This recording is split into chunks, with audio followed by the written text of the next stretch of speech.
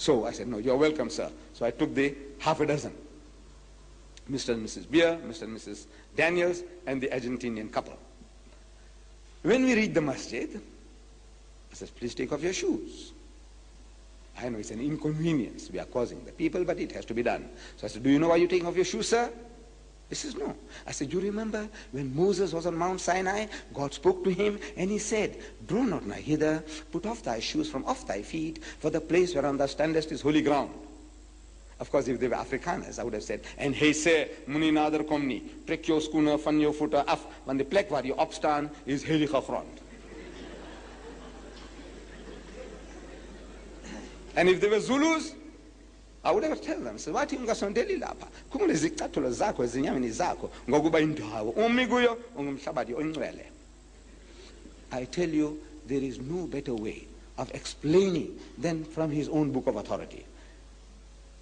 You see, instead of telling the old-fashioned way, my father used to do, he says, you know, you people, you go to the toilet, lavatory with your shoes, same shoes you go to the church, you got no respect for the house of God, but we are a nice, clean people. Look, it's true. But if you can kill the snake without breaking the stick, why not do that? Show him, this is from your book, sir, and we are honoring those commandments. I said, before we go in to pray, we make ablution, wudu, you say abdas.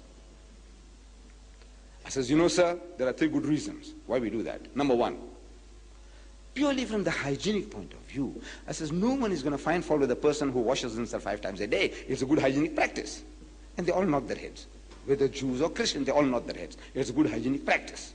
Number 2, I say it serves certain psychological purpose, meaning it prepares the man mentally for prayer. Not washing because you're dirty, but you're going to present yourself before the Lord. And number 3, I said this is also another commandment given by God Almighty to the holy prophet Moses. In the book of Exodus, that is the 2nd book of the Bible, it is written, and Moses and Aaron and their sons washed their hands and their feet thereat. When they went into the tent of the congregation, they washed as the Lord commanded Moses. So I said, we Muslims are still fulfilling another biblical commandment.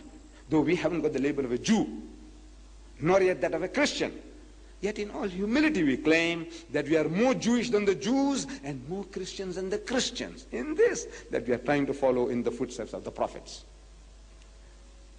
It went down so beautifully, so beautifully. Went inside the masjid, time for salat, so sit down at the back, made them to sit against the wall, and they watched the Muslim at prayer.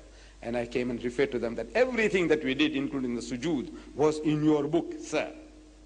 It is in his book.